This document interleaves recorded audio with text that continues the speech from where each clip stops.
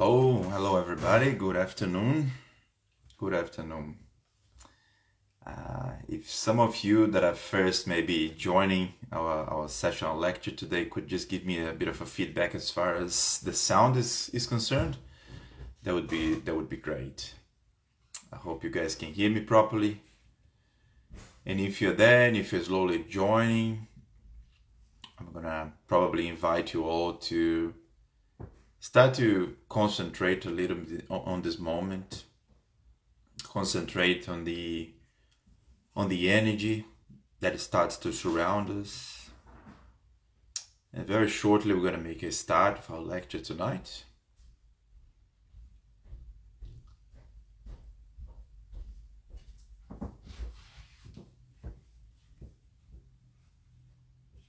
Welcome everyone. Welcome everyone that is actually joining. Thanks for joining. All right, so mindful of the time as well, in respect of those that already are here with us. Let's then start this session, start the lecture of tonight. Elevating our thoughts to our Master Jesus, elevating our minds, our intentions, respecting this moment, and allowing ourselves to be within ourselves, reserving this time for self-reflection, to follow the thoughts that are being suggested here for us through this lecture.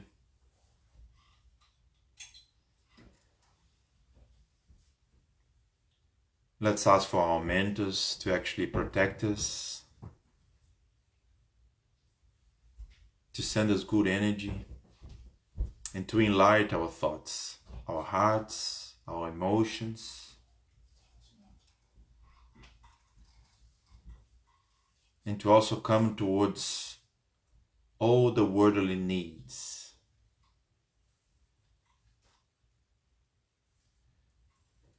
And in this moment then, we ask for permission to make a start of our lecture tonight. Thanks God, thanks Jesus. So once again, everybody, welcome to tonight's lecture. It's a pleasure for me to be here, bringing a little bit of my interpretation of tonight's subject or tonight's theme. And tonight's theme is, I have everything that I need. Tonight's lecture was based or is based in two books that I've used for research and also further incitement, or insightful. That was the Spirits book from questions 711 to 717. And I've also have used the Gospel According to Spiritism, more specifically chapter number 17. And so I have everything that I need. You certainly have everything that you need. We all have everything that we need.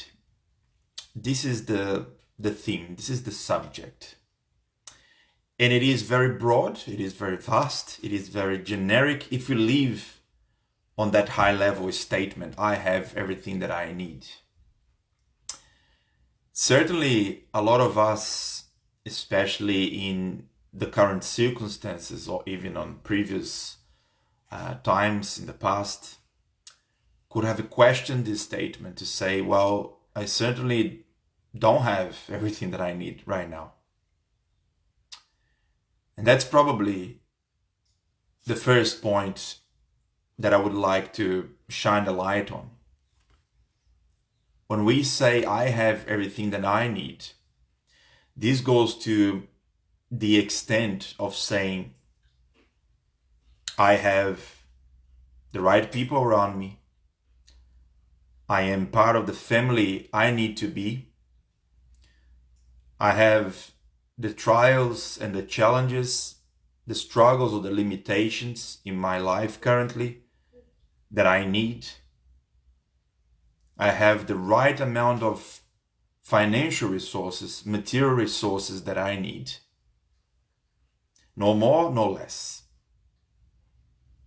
Or if I don't have the right amount of financial resources, material resources that I need, or I think I need, it's probably for a good reason. And that's, I guess, the first leap of understanding I would propose that we all make it here tonight together, is that one thing is what I think I need, and the second thing is what I truly need. Not according to my own judgment and to my own desire, to my own understanding of my needs, but actually according to universal purpose for my current life. Isn't that true? There could be certainly a difference. There could be certainly a disparity, a mismatch between how much I would like to have, materially speaking, for example, how much I'm working hard to get to, and versus what I actually truly need. Because for a lot of us, having more and more, let's take the example as financial resources, money. Having more money, whether that comes to you as a surprise or not, is actually more damaging to our journey, to our mission in this life than some of us might think. Why?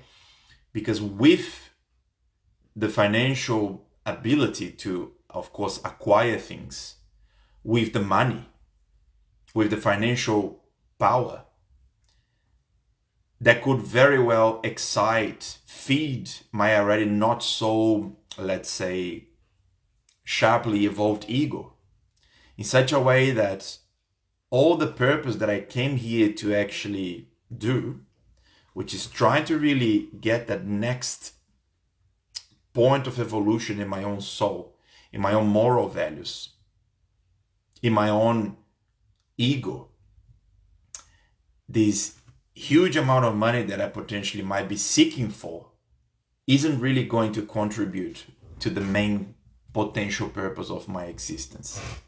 And I'm talking in general terms. I'm talking here about a few different hypotheses of what could be this purpose of your existence and my existence. Certainly, we just don't have one, and it's the same for everyone. The only thing that we know is the same for all of us, and that doesn't change, is we are all here to evolve. Certainly. We're all here to improve. We're all here to leave the mistakes and the wrong choices we've done in the past. We're all here to actually then be having the courage to look back and really face our shadows or the mistakes we've made with humility, with really being humble, and then be able to recognize all the things that I don't want to repeat, that I'm making a decision to leave in the past, and that stays. But from now on, our journey, our mission is to reestablish what's going to be then the way I'm going to step ahead in my life. And I'm going to just give a practical example. And this is something I was actually thinking, talking to some friends not too long ago, in fact. If we reflect properly and we talk about the life we know today, our family, our grandfathers, grandmothers, etc. Even the stories we hear from our grandfathers and so on, right? We certainly would remember stories then how much, let's keep it to the grandfather level, how much our grandparents actually have struggled sometimes with financial resources. Because the times that they live are actually really difficult times. They could have been post First World War, they could have been post Second World War, they could have been that they just recently migrated to whatever country you are from. Yeah, if you are already born in Australia, As we know, Australia is made of a lot of migrants. Most of the migration that happened in Australia, probably I can't say exactly how much, but there was a lot of migration exactly after the Second and the First World War. And the people that then left their original land, their original countries, seeking for a new opportunity, often, or more often than not, they didn't really bring a lot of money with them. So a lot of our grandparents' history is actually forged with not a lot of financial resources around them. Yeah, I'm sure you would see yourself in what I'm describing, or see your family's history in that, in what I'm describing. The same probably happens with our parents that actually have been raised by our grandparents, of course, with that same mindset. So if our grandparents actually, their relationship with the material topics, either, the money, the house, the car, or the many properties, if their relationship with work and building wealth was such that what they did was work really hard, trying to build as much wealth as possible, because they didn't know what is the absence of wealth, of the absence of the basic money to be able to even sometimes feed themselves. So obviously, if we have had that experience ourselves, we would have built up a different relationship with money, with monetary value, with financial aspect of our lives. We'd probably, because we've already felt truly and hardly the absence of the resources, or how hard or how painful it is to actually lack the basics. We obviously sometimes we overshoot. We now overvalue the importance of having perhaps a lot of money, because we want to just build a lot of money. But now what I want to bring to this discussion is actually how the generations are evolving. Like I was saying just before, our parents probably still have been raised with the same mentality, maybe slightly different. Some of our parents have already changed a little bit. And here's us, you and me, depends on which generation you are. I'm now 38 years old, and I consider yet not the current generation, but maybe one before the current generation, or maybe a little bit more. But certainly my generation already has a different relationship with money. We're still a little bit with that background, with that memory of this mindset of just work hard and trying to build as much as you can, because life is hard. But we're migrating, we're transitioning to the mindset of probably the very new generation I now, that actually are less attached to money and possessions than we are. The current generation, they are actually going back to the principles, or to the probably even the moral values, that I guess the absence of the financial resources didn't really let the past generations to form, in a way. And if I take this topic, and regardless of which generation you are and I am, I talk about my own personal relationship with wealth and money and material topics. We know that they are here as part of the physical life. We're not here to preach and say that if you want to reach spiritual evolution, you have to be poor. That's a myth. That's a misconception.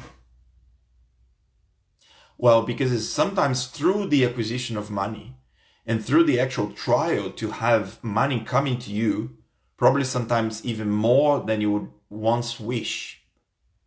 That's a very hard test to make sure that what you do with the money is actually going to be for the benefit of your family, for probably your benefit, and the benefit not just of yourself and your family, but what you're going to do with the excess.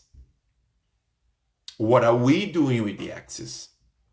Apart, of course, from building a deserved, comfortable life. We all want to have a comfortable life, and that's fair.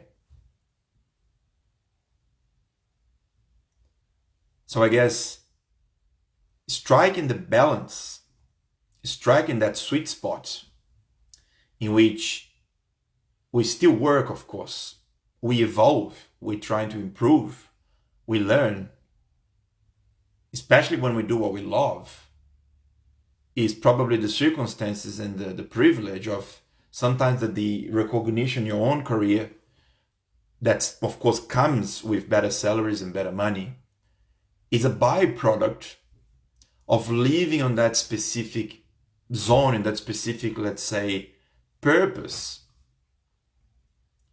of doing what you do in the best possible way. Do what you love. And when we do what we love, and I think I had the privilege already, I'm sure a lot of you guys would have had the privilege of working with people like this or knowing people like this. When we do what we love, we don't do for the money, right? We do it because we really enjoy the entire process of whatever that thing that we do. And when we are in this specific environment, on this specific circumstance, we ended up benefiting a lot of the people around us. Our work colleagues, our friends, our family, because the energy we emanate, that we send out to the universe, when we are truly living our purposeful life, is really way more powerful than the financial payment we get out of this job that we so much love.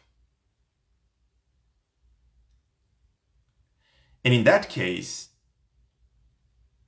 the work that we actually ended up executing and this payment that we get from it, because we're not really doing for the money, and because really what takes us out of bed in the morning is not because we're thinking about the salary that's going to come on the 14th of every month. It brings us back to the purpose of that job that we are doing, isn't it?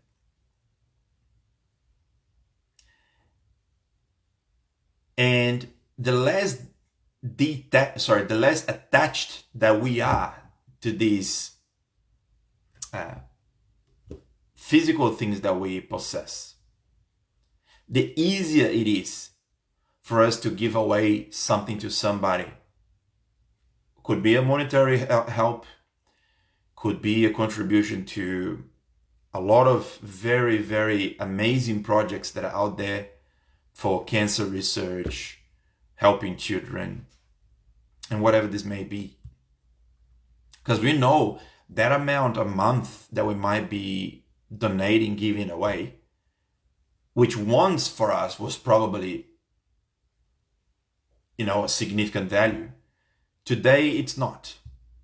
And today your relationship with that giveaway is a much freer relationship. You don't have that attachment to that financial value anymore. And that's really good. Because at the end of the day, it is all perfect to have everything we want. We have the free will to make our choices.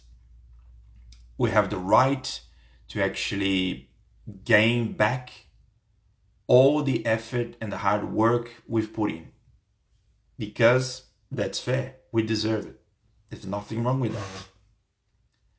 But we have to understand, and we have to just remember ourselves, that the true value, the true purpose of our life right here, right now, is not to accumulate or to make just a wealthy financial life. There is way, way more than that. So the point is, if we all concentrate our values, the way we operate every day, the way we treat people, if we go back to the fundamental principles of what is this life for, what I'm doing here, what are the reasons for all the struggles and the trials that sometimes life throws at my path? How about if I don't even consider myself religious, if I don't even recognize God as this figure that some of us potentially might have painted to be. There's no problem with that. Because the true evolution of our spirit, the true evolution of our soul is inside here. It's our relationship with our brothers and sisters. It's our relationship to the people, to the human beings that we can see every single day, that actually, unfortunately, don't have the same opportunity as we have. The question is, what do we do about them? How do we feel towards them? Is it not our problem? Or in fact, it is certainly our problem. And I'm going to try my best, to my limit, to do everything that I can within my reach to be able to help them. It doesn't need to be specifically financially. It doesn't need to be specifically that I go and I buy them a house. That's sometimes not practical, not feasible, considering our current, I guess, your current financial circumstances. So we don't need to do something completely, wow, amazing. But the point is, we need to care about the well-being of society as a whole, of everybody as a whole. And not just say, oh, if I'm okay, if I have everything I need, if my family is good, everybody's healthy, then fine. Let the others deal with their problems. And that's truly, at the end of the day, what counts. Regardless if you name yourself a religious person or not. Because religion is just a vehicle, it's just a means through which we get in contact with, let's say, a structure of principles that are there to help us to realize exactly what I just mentioned.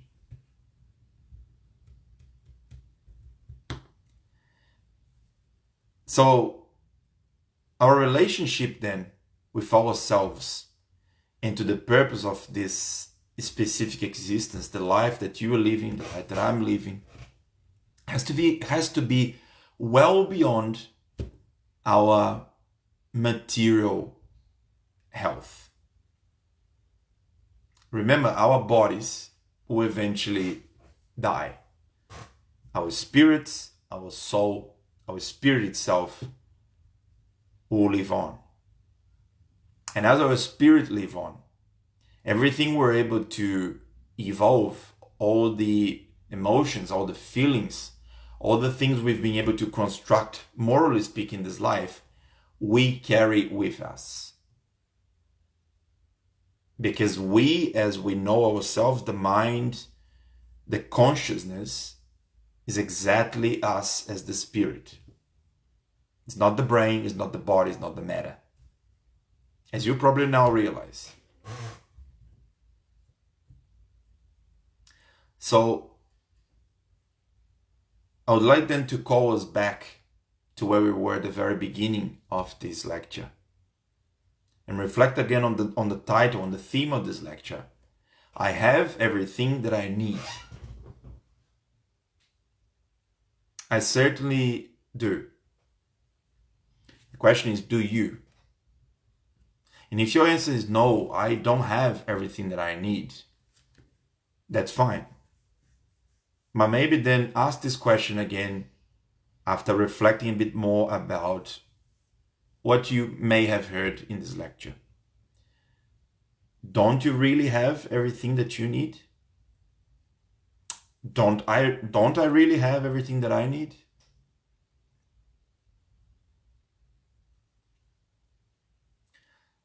So guys, this is the message that I would like to bring to you today.